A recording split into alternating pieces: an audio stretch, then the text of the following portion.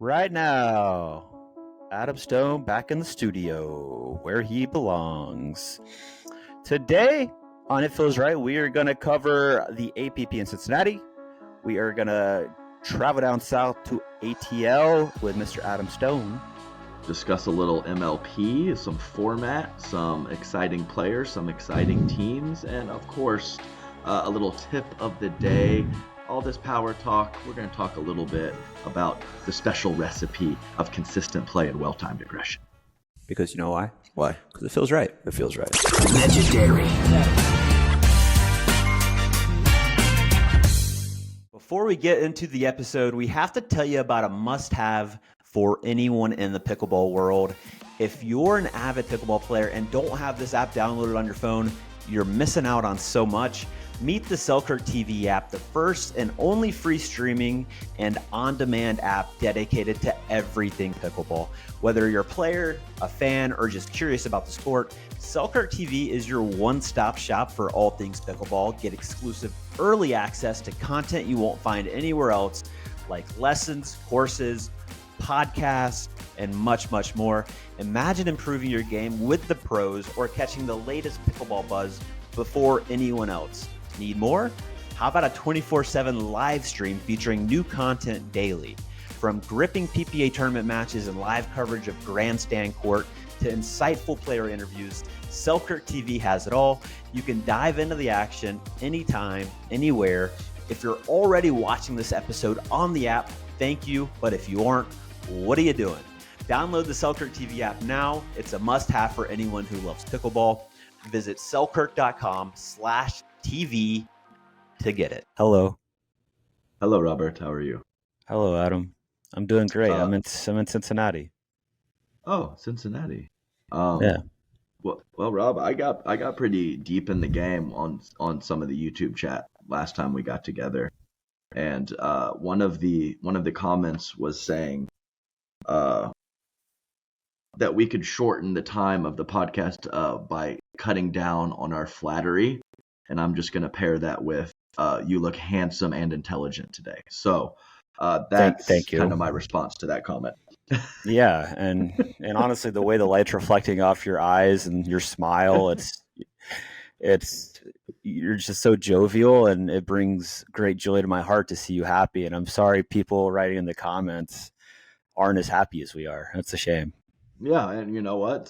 Sometimes those comments we will adjust things. I'm just not sure this is one of those situations. Who was it? Who was it? I'd like to address I don't know. Maybe they'll put another comment. Jeffrey 2468 or Adam Stone 777 or something like that. And also another important note in the comments is that infrared saunas are not lasers, apparently. So that was one that I noticed as well. The red they called. Okay, yeah. So the infrared sauna might not be lasers per se, but there's some other in this infrared sauna that I'm in. There are light beams, which, to me, a light beam equals a laser, but I don't think it's from the infrared. I think it's for other healing properties, which is obviously just a bunch of propaganda to upsell it. But there are lasers in the infrared sauna that I get into. Okay. Yes, light beams, lasers. I'm not an expert, but I'm going to say that's the exact same thing. That's what I'm going to go with. Do you want a fun fact? Yes, I would love one. I think our listeners are probably over our fun facts and our flattery, but you know what? I'm going to keep doing it because This is a very fun fact. So I used to work at a health tech startup in a former life in San Francisco. I lived in San Francisco, would walk to work every morning like at 5 a.m., be the first one in the office. And I worked, like, my closest buddy at the time, who basically worked alongside me, was a guy from Seattle named Drake Towns-Witzel, little Korean guy, very athletic, great guy, like one of my best friends at the time, and we still chat here and there. But he was adopted along with his sister to a family in Seattle, and his grandfather turned out to be, I believe it's Charles Towns, and he invented the laser and I think I won a Nobel Peace Prize for it. So Oh, just fun fact of the day. Big shout I, out I to the creator of the laser.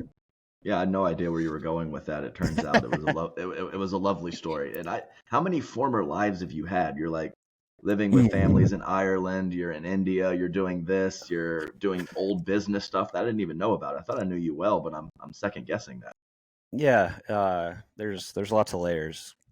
Lots Hmm. of layers. Most of them are buried pretty deeply, Yeah, that's fair enough. as one does, you know. As one does. Robert, you played an APP tournament this weekend. How did it go? Where was it? Tell me a little bit about your experience. Yeah, Cincinnati. I love Cincinnati and I love that venue. It's there's things I love and don't love. What I love is the stadium court. Um, it's it's like a built-in like concrete stadium court that's really tight to the court, and I mean, it was filled from Thursday to Sunday. It was really cool. Like they really like the fans come out for it. It's a big deal. It's right downtown, like right on the river. And I think it's a pretty iconic shot of all the courts lined up. It's like that kind of like it's like that semi curve Oh, going along like the long straightaway. Used to be a bunch of tennis courts. I believe it's called Sawyer Point. But the okay. one thing I don't like, and I think it's something that needs to be addressed. It's something that needs to be fixed. It's something that, in my eyes, should be required for pro events is having individually fenced courts. Period. No matter what for pro matches. Um, it's just chaos on those courts. You know, playing for some real money now, and balls rolling over. Like if you're sandwiched in between two courts that are tight, balls are going to roll over literally every other point. So yeah, and I think, I mean, for the most part, we have individually fenced, but this is a tough one. You know what else is tough, Adam? I had my first real experience going against some of these paddles that Mm. sound very hollow, and like, okay, our first match of the day in men's, we play, I believe it was a couple local guys, and I'm immediately annoyed. Immediately. Like, woke up grumpy, probably didn't have enough caffeine yet. Immediately annoyed already out of just by just being myself. And then dude serves with a one of those new, and they're up 3-0. Two of them were aces. I got ace twice, Oh, and the other one was a stab return by Ryler that got kind of short middle, and this guy hit a forehand that I didn't even see the ball hit the back fence before. Like it was like paddle sound, back fence, ball in. Oh, okay. I call I call the ref over. I'm like, I don't know if there's a policy here. I don't know if we can challenge. I don't know what we can do. But just listen to this thing. Listen to this paddle. Now don't just listen to it. Like you're like Ryder and I are the one seed, and we're getting aced. Like literally getting aced. like Like a non bad bounce ace. Yeah, no, that's pretty strong. it's the only time I've ever been aced. I couldn't believe it. I was like, this if like almost like a little panic. Like if this is like how this match is gonna go, this is insane. I've got to stop it. I've got to do something. They brought over like the head ref, and he's like, look, he's like, we can't. Once the paddle's in play, it got approved. Once it's in play, we can't do anything. We can't take it out of play during the match. So all we can do is test it after the match, and if it fails, we take it out of play. I'm like, yeah, but what if we lose that match and we're out of the tournament, out of prize money, and then that paddle fails and there's no repercussions? He just has to play with a new paddle. That seems insane to me. So obviously, a lot of issues around that right now. But paddle stuff aside, Cincinnati was dope. I regained my left side form. I don't miss very much. I don't miss very many backhand dinks, it turns out. I think I'm less dangerous. I'm less dangerous off the bounce over there than the forehand side. I think I'm more dangerous on the forehand side, but I'm not going to miss. I missed one backhand dink and almost lost my mind in the gold medal match, but I'm not going to miss many backhand dinks. Nice. And I like it over there. I'm just consistent. Yeah. It was always bewildering to me every time I missed a dink. So I feel your Oh, pain it's there. not a good It's just feeling. like it's like what happened, like what happened. But I will say one thing about the paddle situation is it's like a thud. Yeah. Like when the sound is like a thud when it hits, and it does seem a bit different. But this has been chatted about a lot. But it was nice to hear your thoughts about a firsthand experience on the non-bad bounce acing is pretty wild in the pro game. And just, I mean, we're going to get into MLP a little bit later. And I mean, and some of the most dominating players in MLP were like winning 52, 53% of their points. So if you think something, is, I mean, it's not like you're winning 80% of your points. So to have like little tiny things helping you or hurting you or whatever, like it makes all the difference in the world in these matches. So yeah, so isn't there a tennis facility in Cincinnati as well? And then there's Yeah. that Yeah. curved thing. I've seen it on social media, and it looks lovely. Yeah. That's where we were at, Any though. Yeah. and anytime we're replacing or putting pickleball courts in where tennis courts used to be, I'm all for that. So that's fantastic. Look, at this point, you might as well just step on the throat of a dying sport. Well said. So how are the overall results for you? And I think you played with Ryler DeHart, and I think who'd you play mixed with? Play with Fudge and mixed. Oh yeah. First time we've played together in a hot minute, and yeah, it was super fun. I thought we both had great energy, which can be tough for the both of us at times. So yeah, she was really fun to play with. We got bronze. We lost to who did we lose to? We lost to Brendan and Yana. And I'll tell you, dude, Yana, when she's on, she's on. She was hitting drives that were clearing the net by an inch and dipping hard, and she can hit the ball. And she lit me up. Yeah, I love those small players that can just crack it. And she does have a bit of variance in her game, but like some of the, like you said, third shot drives, and then some of the like aggressive forward movement volleys out of the air. I mean, she just absolutely destroys it. And of course, I know that as she was a member of the Hard Eights for MLP last year, so I've seen it firsthand plenty of times, and it's a special quality of contact when she hits it well. Yeah, she destroys the ball. So bronze with Fudge, which was a good look. I'll always take a medal in mixed, always, like always. Men's was good. We had a tough match. Big props to a few guys, man. Brandon Lane had a hell of a weekend playing with Susanna Barr. His game's really come along. He's always been there in singles, but he is good, man. He's not making many errors. He's really cleaned up the midcourt, cleaned up the drops. He's got fast hands, and he is incredibly long and uses his length really well. And his attacks are solid out of the air, even off the bounce. There's some decision stuff that he can clean up, but dude, he's good, and I would expect him to be on podiums, like competing for podiums every single weekend, depending on who his partners are. But yeah, big props to him. First gold medal. Ryler DeHart's first gold medal, which I was so stoked on. It was like my main motivation was like, let's get Ryler a gold, dude. This is his time. And he had lost like a bunch of quarterfinals in a row, I think 6 or 7, and he just wanted to break through the quarters, man.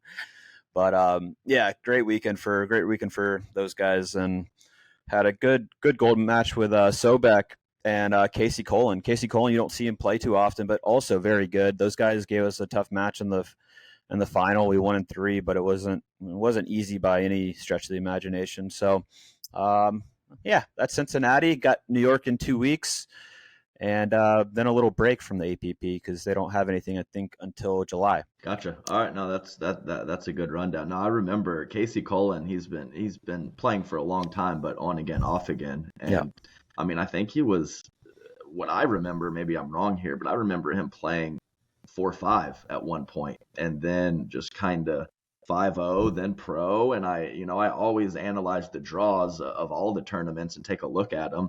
And that's cool to see him running deep in a pro tournament. Good for him. And I think they got through Brennan Long, Jack Monroe. Yeah, I Um, mean that's quality yeah, stuff, and yep. Brandon Lane too. I've been seeing him on draws for a while. I'm not super familiar with his game, so yeah, good stuff, and good runs from a variety of players. So that's pretty exciting. Yeah, I was. Oh, go ahead, go ahead. no, I was gonna say even though had a full weekend in Cincinnati, I of course had the stream pulled up watching some of the MLP matches, and I know you were down there with the Hard Eights. How'd that weekend go? Didn't go fantastic for the Hard Eights. We'll say that much.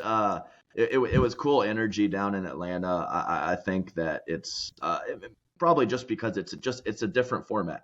There's been a lot of standard tournaments this year. We finally got MLP rolling and get good standard format, different format than the standard. The players' energy was good. Uh, we had no excuse at all. I mean, we had a couple non-debilitating injuries that I think might have affected our play. I won't go too in depth with that.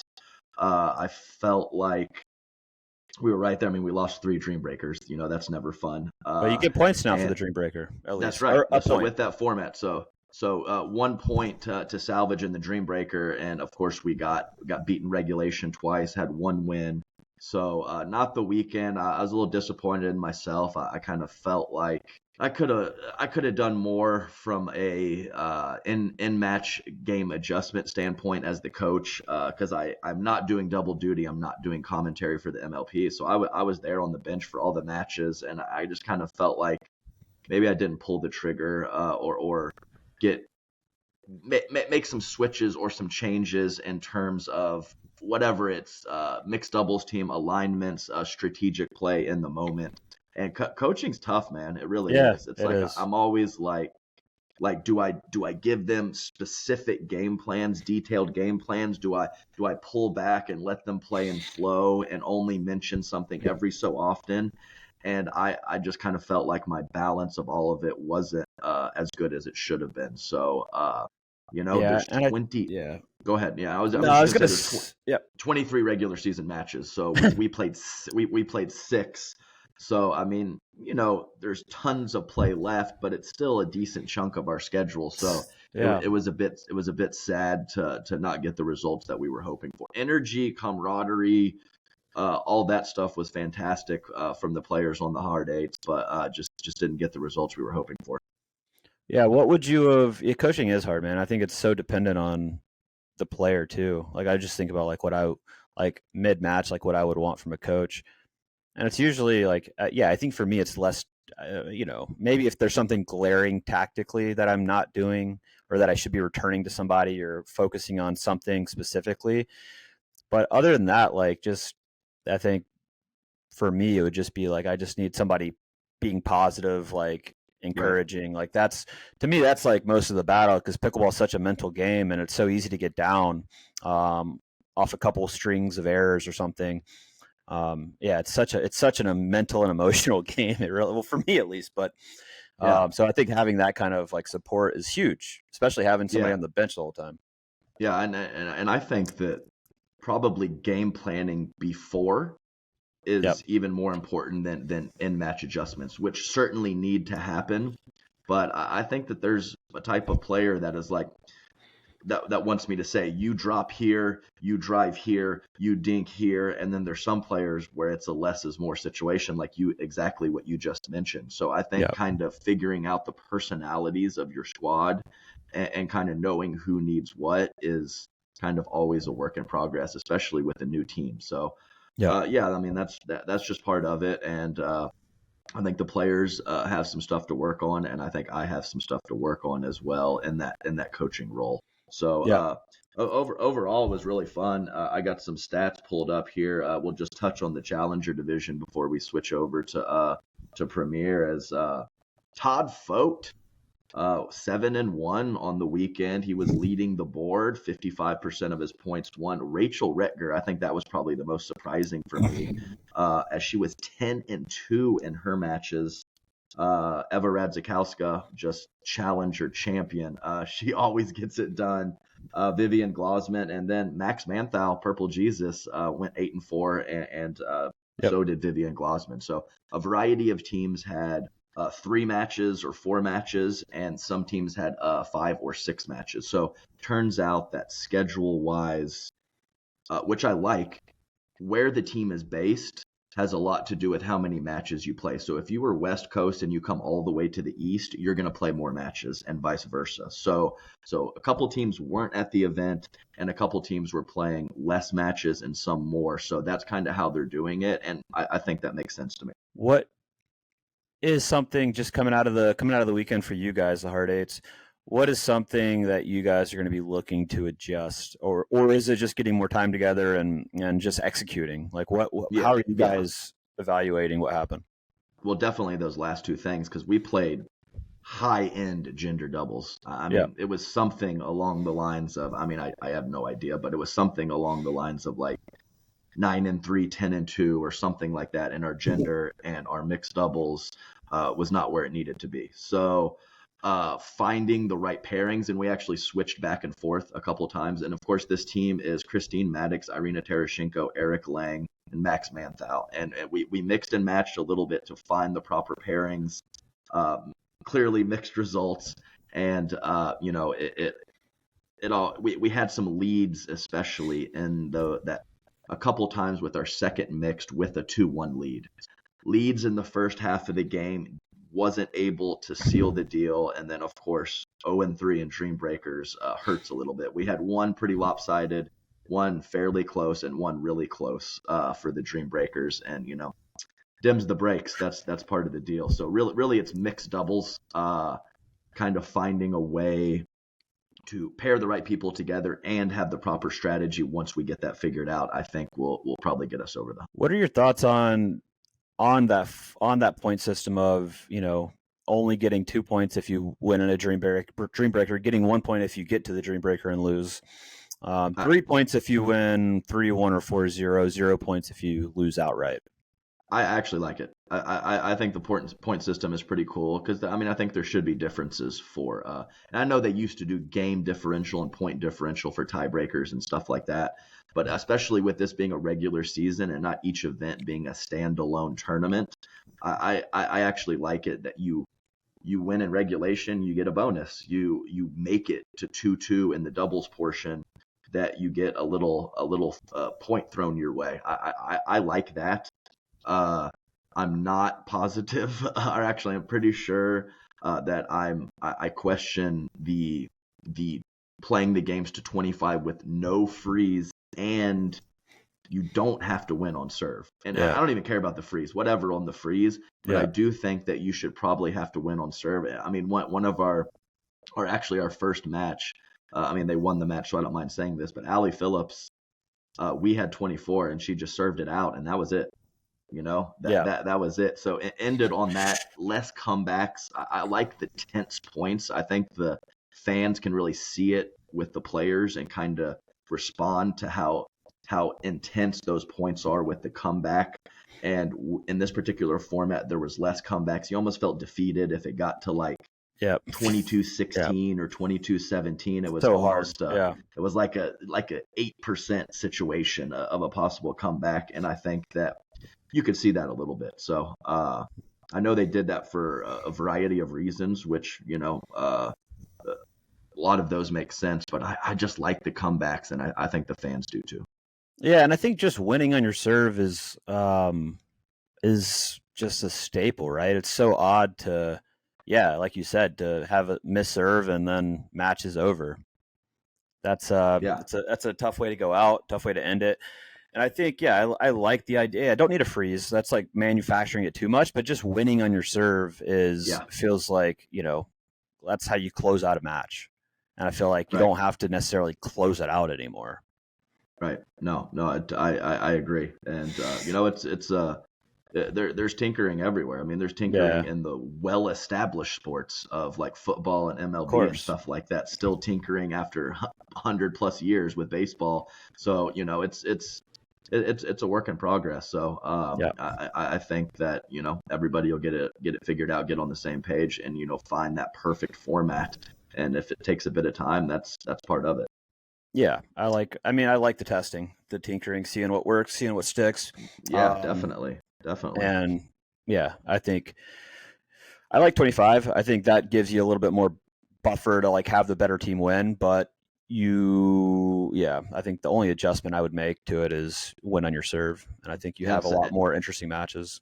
Yeah, and some of the matches were a good bit shorter too. I think in previous MLPs, that 2 hour window, like even if it was kind of a blowout, you still went like an hour 30, hour 45 minutes. And with that, no freeze, no win on serve situation, some of them were fairly short, maybe, I'm not positive, but hour 15 minutes to an hour 30 short. Minutes, for possibly for a full match.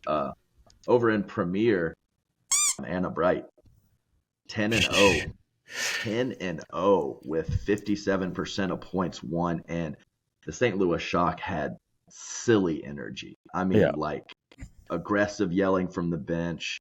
Had the ownership group and some of the fans that traveled with them were bringing it, and it was very infectious. Gabe Tardio, Hayden Patriquin, and I would say probably Gabe less so. I mean, Hayden's always had some swag, but Gabe was full on.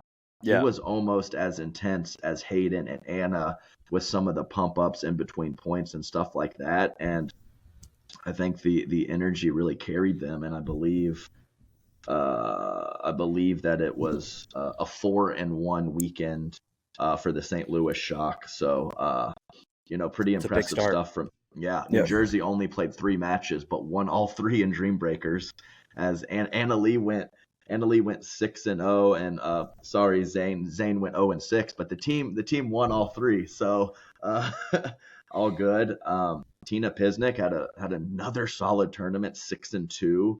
Hunter Johnson is probably, I'd said Rachel Retger was the surprise of Challenger. I think Hunter Johnson was the surprise of Premier at 5-1 in his doubles matches. We all know how good he is at singles, but to go 5-1 and win 54% of his points is well done for Hunter Johnson, as I think there was a handful of people that were questioning that pick for the LA Mad Drop. So nice job, Hunter.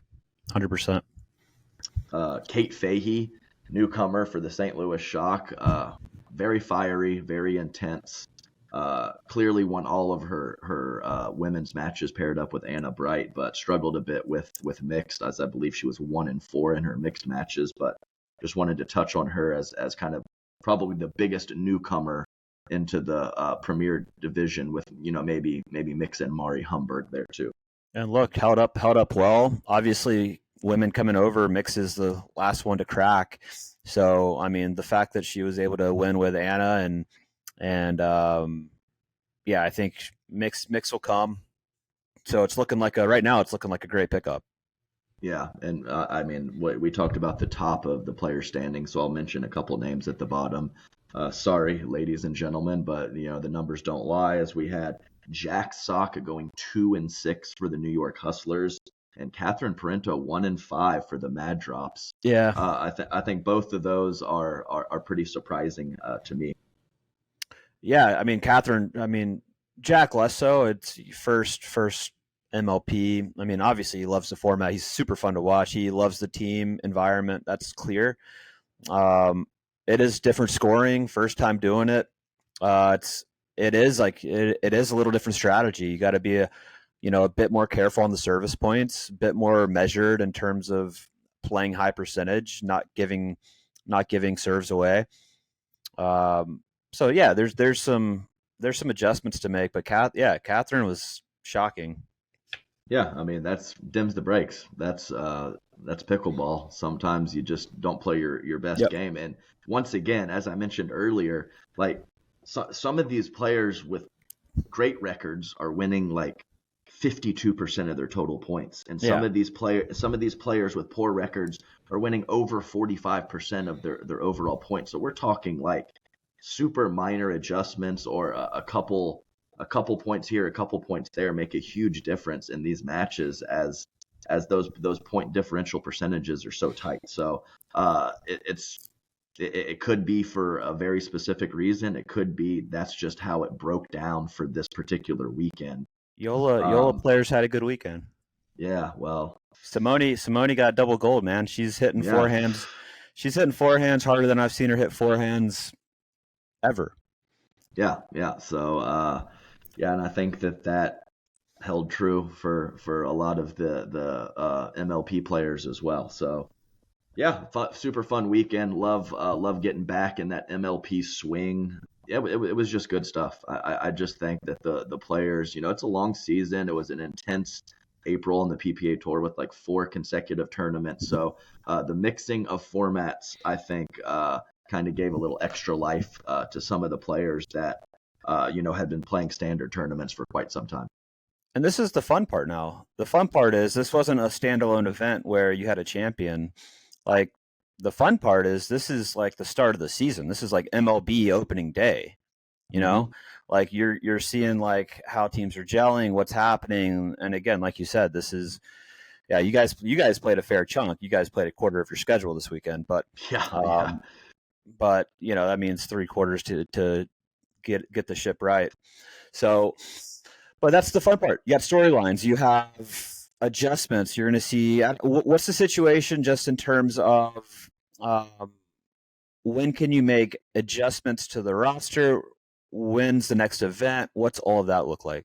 So there's actually a standalone midseason tournament that does not. It's basically the Beer City Open up in Grand Rapids, and that does not count to your regular season schedule. So you cannot go to the waiver wire until after the second event, which is DC here in a few weeks or something like that. So you cannot make trades are always available in between Premier and Challenger, and you can actually throw cash into a trade, like send someone somewhere. If it's a hair lopsided, you can kind of eat. You hear that all the time at MLB. They trade a player for cash considerations or something like that. So that's available, but to go to the waiver wire and adjust your roster will not be an option until after the second event.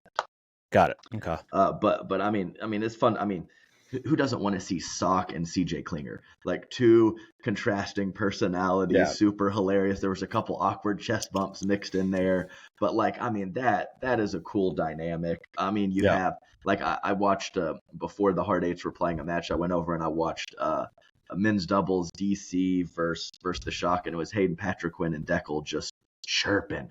Like Deckel was throwing his hands up when he hit a big counter, like what you got, and it's just funny because one weighs 130 pounds and one weighs 230 pounds, and these guys are just going at it and barking back and forth.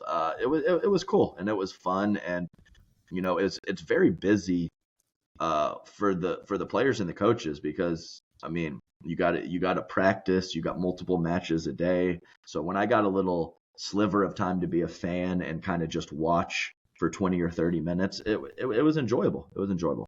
That's what I like about it. It's just so fun. You can just pop into any match and it's gonna be good and it's gonna matter. The match is gonna matter. So I just think you don't really get that in the tournament scene all the time. I think, tournaments are great, sure, but I like team pickleball. Yeah, but both is good. Both is good. So and I also think, talking to a couple people, I do think it's a hair more emotionally draining, and I remember that from when I played. I've talked about having 2 extra teammates, having an ownership group, having GMs and things like that, all there for you, which is great for support. But I think it does add a bit to the intensity, and I think once again, not making an excuse, our opponents played great, and we didn't get it done when we needed to. But I think 6 matches, especially after that long layoff and getting a new, fresh format, I think maybe that could have drained us just a little bit. Just still trying to put my finger on exactly what went wrong or how we can correct that moving forward. So fun event. Looking forward to more. We have the PPA in the exact same spot the very next weekend, which I'm going to commentate. Progressive draw, one of the bigger ones. So I'll be there Wednesday, Thursday. I'll be there all 5 days, Wednesday through Sunday, on the mic. And so it's plenty of pickle already played, plenty of pickle to be played. Good stuff. We have any fun matchups coming up at the PPA? Well, before we get to that, there's some hot mics in Atlanta floating around. Oh God, my biggest fear, Rob. So it's terrifying. Yeah, it's like I'm always thinking. I think that I'm a very nice person, and I think I treat people well, but I do occasionally say some inappropriate things. And I'm always terrified that, just especially like when you kind of get loose and you're just there talking with your buddy or your friend, and some of the things that come out probably wouldn't be taken well by everyone. I remember when people used to GoPro their matches and stuff, and I'd just be standing on the fence with some friends, and I mean, I don't know what I'm saying. I'm just having fun chit chatting with my buddy, and it's a scary thing. And now that I'm doing it professionally, and these hot mics are going out to thousands of people, it's a scary situation. So I know we had a lot of different analysts in the commentary role for some MLP contracted players that didn't get drafted, and so I believe it was Olivia McMillan and Rafa Hewitt having some reasonably, what I heard was pretty playful, but it was also, could be construed as a bit much. So I know that there was a clip of it that got taken down or something like that, but I just feel for those two, because that is a big fear of mine. Careful, there's mics everywhere. There is mics everywhere. Mics everywhere. There's even mics on the bench now.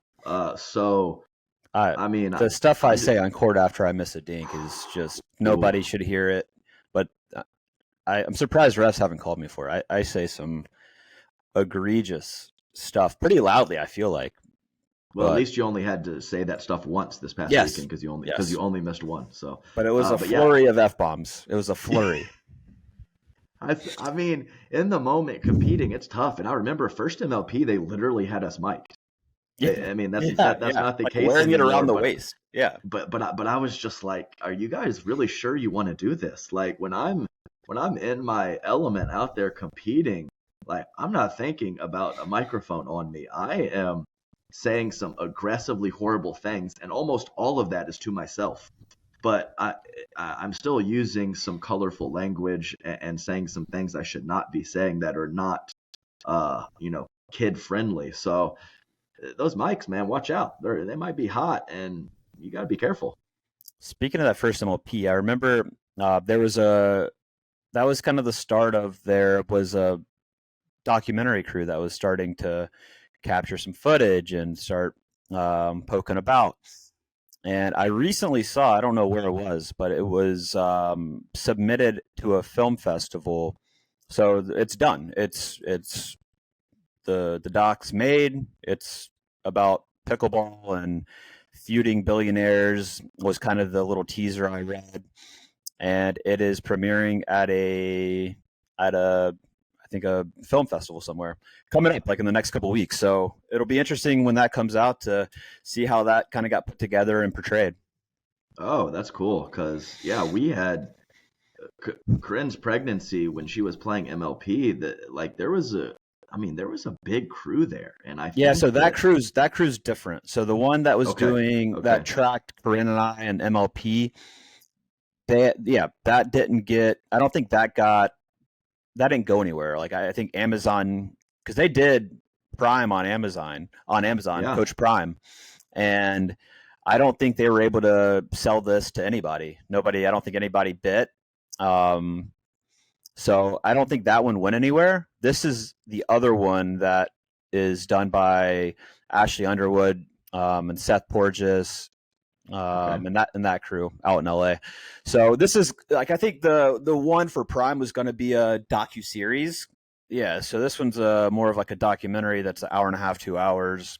And I think it's more just covering kind of the pro landscape of what happened, what's going on with MLP, PPA, and that whole drama with the merger and lack thereof at the time. Yeah, no. And man, I guess that's just how the documentary business goes, is because, I mean, they had a crew for the one with you and Corinne. They came to North Carolina. They went to all the events. They had like 8 to 12 people or something like that. I can only imagine how much that costs. And then to not get picked up has to hurt your heart a little bit. I thought I was going to be a superstar, but unfortunately, it doesn't look like that's going to happen.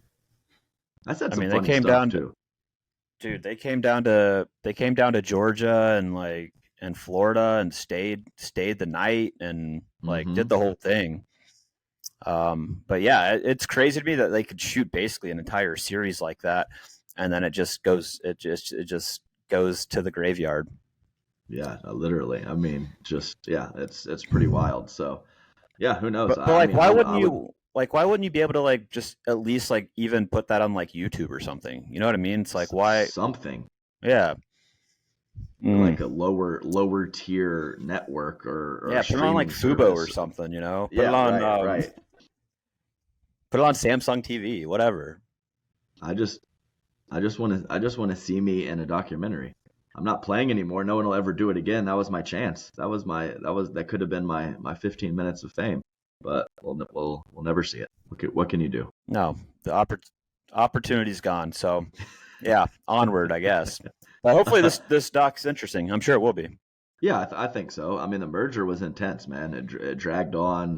There was so many moving parts, so much happening. So I mean, of course, it's going to be interesting to us, but I think it could be mainstream.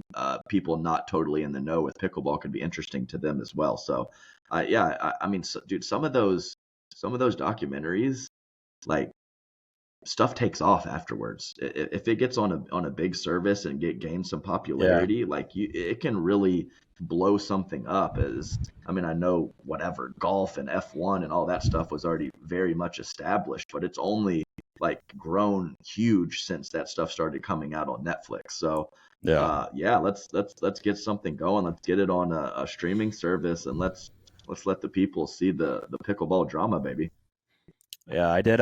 So they pulled me in for an interview, and I was at Daytona for I don't know. I don't remember if I think it was maybe a PPA, but yeah. So they pulled me into the hotel. I go into the room doing this interview. It's Ashley Underwood interviewing me, which is Larry David's wife, and Oh, just kind of like softball questions, like layups of like, what's your thoughts on pro pickleball and like what's happened, like, how did you get into it, like all of that stuff. And then Seth, the other, like I don't know if he's co-director or director, but then he sits down and he gets like really aggressive with the questions, and he's like, "Isn't it true that the PPA did this, this, and this?" I'm like, I don't know, dude. And then he's like, why does everybody say that we should talk to you, or that like, have you talked to Rob yet? Or I'm like, dude, I don't know. And then he was just and then he was like, is it true that you sold your store to ESPN? And I'm like, what? No. I wish. I sure, if yeah, ESPN wants to give me some money. No, but I was like, yeah. what? No. And then I was just like, look, I'm not going to talk about my personal life, and it kind of just it could put like stop there. But I found it, yeah, I found it like they were looking like they're trying to dig and like Sure. pull some weeds and stuff and see what they could find. And No, um, yeah, yeah, I get I that. didn't give him much though. Yeah, no, and I get that too. And it was a similar, I mean, I just did a very brief interview too, and it was like generalized questions. And then like they were like, do you like Tyson McGuffin? Or like said something like that. And I was like, well, yeah, of course I like Tyson. He's my boy. But it was just like some like pointed questions. And I think that, of course, that makes sense. People like that kind of stuff. So Dude, to, that's to have yeah. a good, have, No, you're just to have reminding me. I got asked the exact same thing about Tyson. It's like, a, do you think that Tyson thinks he's famous or something like that? And I was like, sure. I don't know. People Well, in he's pickleball pickleball sure know who famous. he That's for is. yeah, that's Yeah, for sure. So I think it's just because he has such like a strong brand, and like that's important to him, and he's done good work with that. So maybe he's a he's bit done awesome. polarizing in that regard.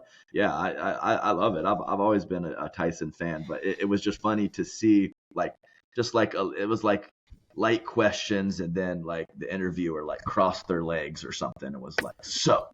Tell me about this, and we're trying to like poke and prod for some info.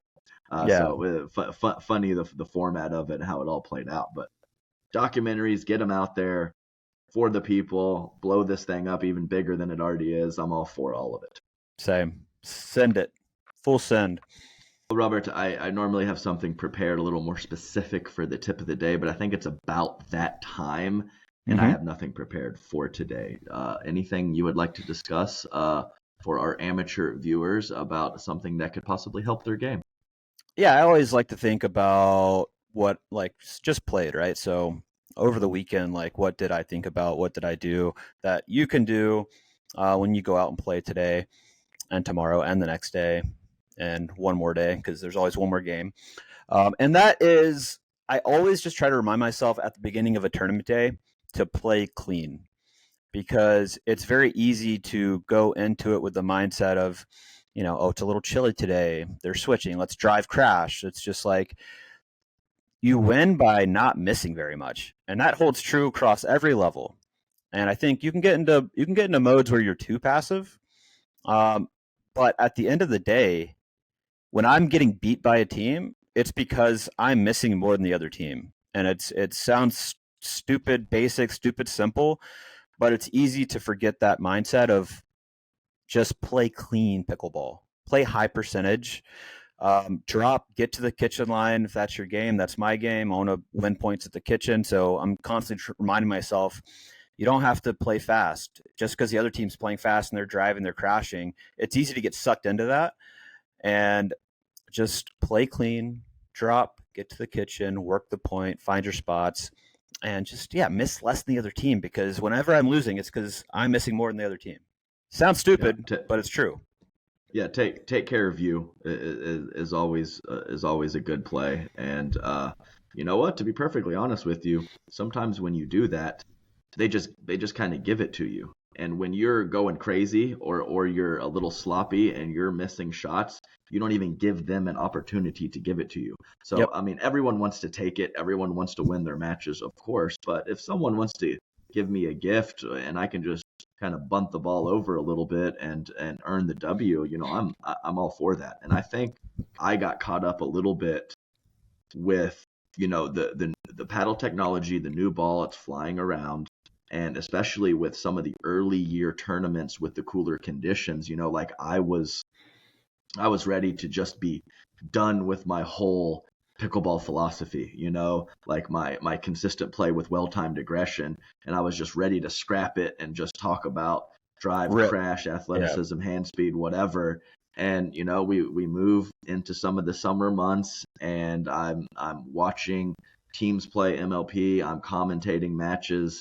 And you know what? It is faster. Pickleball is faster, but man, consistent play and well-timed aggression in so many situations still gets the job done. So I think it is easy to get caught up and just slap it. They're slapping it. Let's fire away from mid-shin, and because we can get more topspin on the ball now. I mean, if you're playing a quality team, that stuff's just not going to work in the long term, even if it might in the short term. Yeah, I always think about it's you want to be like that team that infuriates others, and there's nothing more infuriating to me than knowing I'm going to have to hit 30 balls to win a point, just because they're going to get everything back. You want to be that team where teams are like, oh my god, dude, it's so much work just to win a single point. That's how you want to make people feel.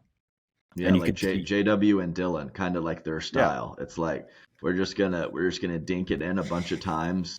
You're gonna break your discipline before we do, and then we're just gonna destroy a counter and hit you in the chest with it after you make a poor decision and try to force something. So, and I think it's not coincidence that the tip top teams, that is their strategy, especially in men's doubles. I know it's a bit of a different format with women's, but those guys that play that crazy, heavy, athletic power game, they do have runs and they do probably have more success than they did a year ago or so, but it's still that recipe at the top that seems to get the consistent results. Yeah, I think the flash and the drive crash it'll certainly get good runs and good upsets, but it's super hard to sustain right now. Yeah, and I've said this so many times. I'm always more impressed with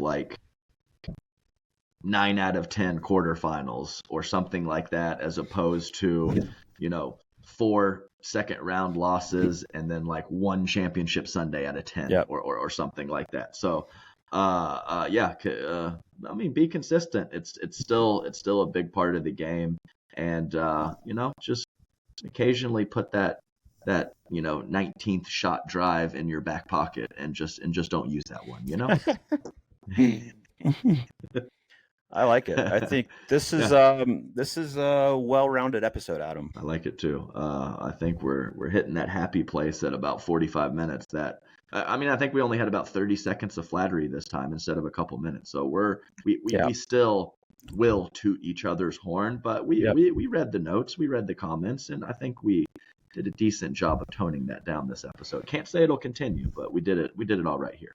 And I will say, Adam, this is, it's always a pleasure hearing your voice, seeing how good you look on camera, hearing the insights that really we can't be afforded from anyone else that has the experience of being, a player at the highest level who's won the biggest tournaments in the world, but is also now a coach and a GM and commentator. I mean, what a privilege and honor to have you on this podcast. Oh, you cut out a couple times during that, but I caught most of that. I guess we can call it a rant, and it was a lovely one at that. So congratulations on your great left side play, Robert, and your wonderful variety of hats and your glowing skin. And I think we'll just end it right here, Bubba. Adios.